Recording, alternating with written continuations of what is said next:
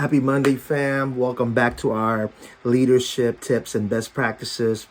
Have you ever noticed that as you're embracing some of the new principles that you're learning and really develop this life-giving cycle within your daily rhythm, doesn't it feel like our humanity, our human nature, or even gravity itself seems to all conspire against us every single day to steal, kill, and destroy our productivity? But if you want to look at it honestly, the what in the world happened to my day? This oops, I did it again moment that you and I often experience is not really an accident, especially when it's occurring on a daily basis. Here's the truth. You simply spent your day reacting to everything that came your way. And that's exactly how our priorities gets hijacked. And that's how you work all day and accomplish nothing, or at least nothing that you plan to do. It's why the most important things that your task with are the very things that doesn't really get done.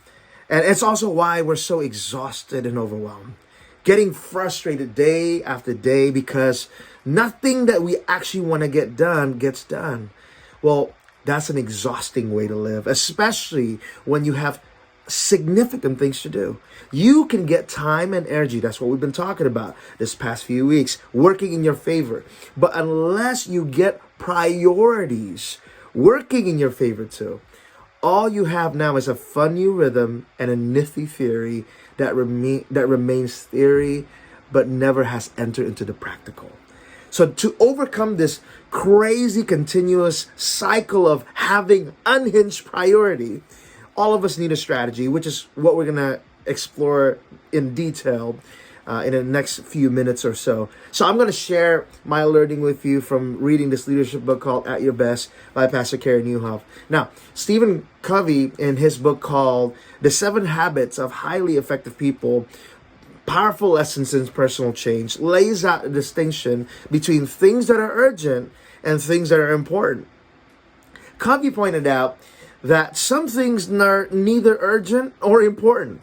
Have you ever been caught in that one space when, you're looking at a YouTube video that maybe that first one is actually important, maybe it's educational or maybe is informational, whatever the case may be, but then the 16 others, not so much. And then your social media, and then your gaming, and then the text messages that goes blasting through the day, the DMs, and the phone calls that makes life interesting, but they don't actually help you accomplish your goals. And if we were to be honest if we were to do like an audit, right, of our life, honestly, it is amazing to realize how much productive time gets spent on things they're neither important nor urgent. Now, continuing what Stephen Covey was saying, some things are urgent but not important. Or, maybe you get a random doorbell and it's one of your friends from high school that shows up after 10, 15 years you haven't seen. And it's nothing in particular, just wanted to drop it and say hi. And, you can do that, but ends up essentially your day was spent doing that, and that's not necessarily a bad thing. It may be urgent because it shows up in that moment and you really feel like you can't skip it. But this category includes everything that feels urgent, but ultimately, at the end of the day, maybe it's not as important in accomplishing the task that you have. And next thing that Covey said are the things that are truly urgent and important. Like, for example, if your house is on fire, putting it out, it's going to be urgent and important, okay? Preparing a call from your boss or hitting a deadline for your annual meeting. Those are really, really important and urgent. Finally, this is the last category. There are things that are important but not necessarily urgent. And this is the category that drives most of our frustration and most of our regrets. Important but not urgent. Priority includes like exercising. I know I'm guilty of that. Goal setting, developing your gift, personal financial planning, maybe reading a book, spiritual development, making sure that you have emotional health, playtime with the kids, and spending time with your wife or your husband. It's so easy to let any of these things slide. What makes it more complicated is that if you never pay an immediate price for skipping important but non-urgent things, the cost is always going to be long-term. Worse, the price only gets steeper the longer you ignore them. You pay now or you pay more later. So let's get brutally honest for a moment. If you really had to audit your day, just like I was talking about before, how much of the time that you spent is neither urgent nor important? And so I feel like the first big shift that will really help us make progress is to even further refine our focus. When everything either seems important or presents itself as important, how do you know what really matters? So according to research, most people spend 80% of their time on the things that only produce 20% of results, which we all agree is probably a bad idea. So if you really want to see exponential spikes in productivity and results, flip it. Expand the time you spend on high yielding activities. The goal then becomes spending 80% of your time on the 20% of activities and tasks that produce 80% of your results. I'll give you an example. I feel like this is a part of leadership that I'm growing in. I think for the longest time, I'm really a people person. So I want to spend time with everyone. So if somebody would text me, I'm like, hey, if I got the time, I'm in. And what ended up happening is I spent all this time with all these different people, and it's not bad because as followers of Jesus, we're called to love on people, and that's what I do. I invest my time in people, and it's never wasted. However, there are also things that God is calling me into leadership, and it's yes, one aspect is modeling to people, but number two, investing more of my time in leadership development and not just ministry. And I think that is the reason why I think for many, many years I would get burned out because I give my time to everyone, but most of the time it's ministry or it's just relationship building, which I enjoy and it produced some fruits. But if I'm going to make it more effective, my time is limited and I need to admit that. And if I'm going to refine my focus, then I need to spend 80% of my time, maybe spending time on 20 people or lesser people that essentially have leadership capacities that can multiply and do what I do. And therefore, I can get the 80% of the results that I'm sowing into. And I think if we are going to narrow our focus, then we are going to need to learn to say the one thing that maybe most of you who are people pleaser, like I struggle with this, is this word called no. And I think this is a struggle for many. And without the strategy of saying no, you're going to default to yes. And the moment you default to yes, your life priorities with essentially other people's priorities being realized rather than yours. You know that saying no to good things allows you to say yes to great things. Steve Jobs put it like this: people think focus means saying yes to the thing you got to focus on. But that's not what it means. It means saying no to the 100 other good ideas that there are. You have to pick carefully. I'm actually as proud of the things that we haven't done as the things that I have done, she said.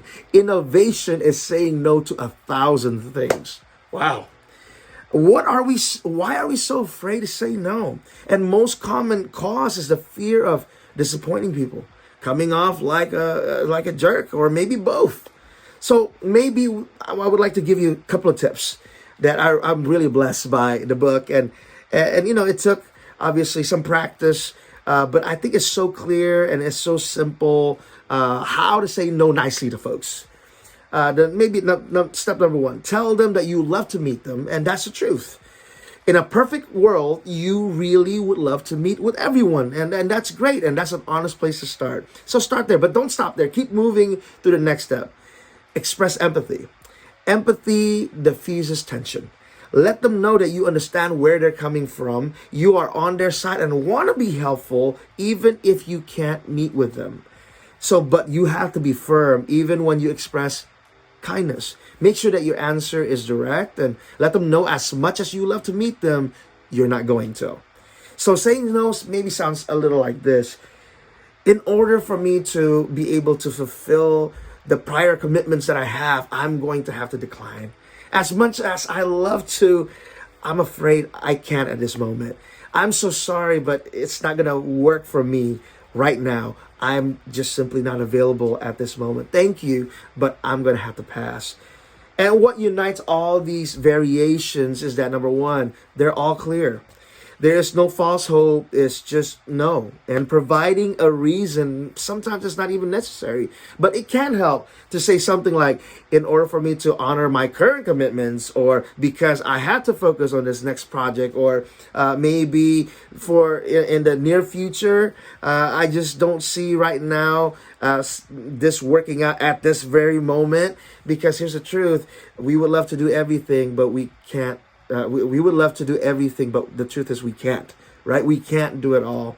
And we got to just remind ourselves that you can't prioritize the people that matters most to you and the purpose that matters most to you if you say yes to everyone and every purpose that comes your way.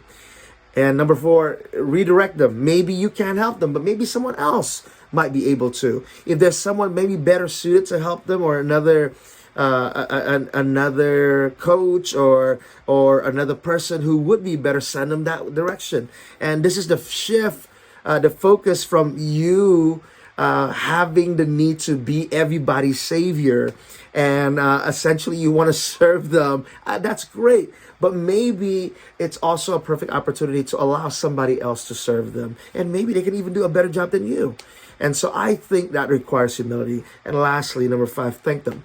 Even though you say no to the request, honor the relationship. Let them know that you appreciate them, and simply asking and how grateful you are for them. And here's maybe an example of that. Hey, thank you so much for asking, though. I really appreciate all that you're doing. Or that was so kind of you to think of me and invite me.